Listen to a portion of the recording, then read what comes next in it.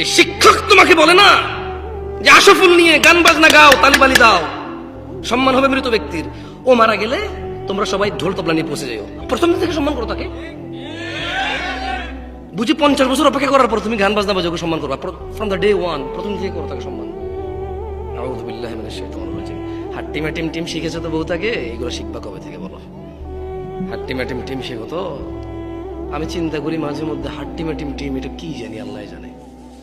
এটা কি গরু ছাগল নাকি পাখি নাকি মানুষের মতো কিছু, এটা কি? তবে এটা দুটো শিং থাকবে, এটা ডিম পাড়বে, এতটুকু কনফার্ম আমরা।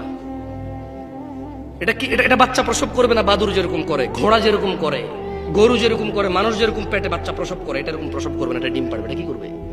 ডিম পাড়বে। এটা পানিতে থাকবে না ডাঙায় থাকবে আমরা জানি না, নাকি উভয়চর হবে এটা আমরা জানি না। হয়তো 50 বছর পর দেখাও পেতে পারি, হাট্টি মাটি বের পেতেও পারি হয়তো। তবে তোমরা সেদিন চিনবা কিভাবে বলো তো? এটাকে দুটা শিং থাকবে, এটা ডিম পাড়বে।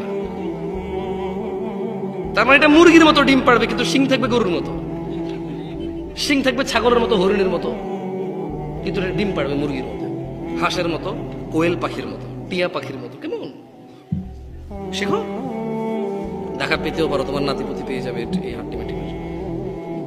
কেন আসছো এই মাহফিলে আমি জানি না, আমাকে কেন ডাকছো দূর থেকে বললাম আমি জানি না। গত বছর এখানে মাহফিল হয়েছে, আগের বছর হয়েছে। এই চেয়ারম্যান সাহেব উনি প্রতিদিন কোনো না কোনো প্রোগ্রামে যেতে হয়, রাইট? দাওয়াত পায়, সম্মান পায়, আলহামদুলিল্লাহ যায়। কিন্তু কি লাভ এই তোমরা প্রতি বছর মাহফিল করে?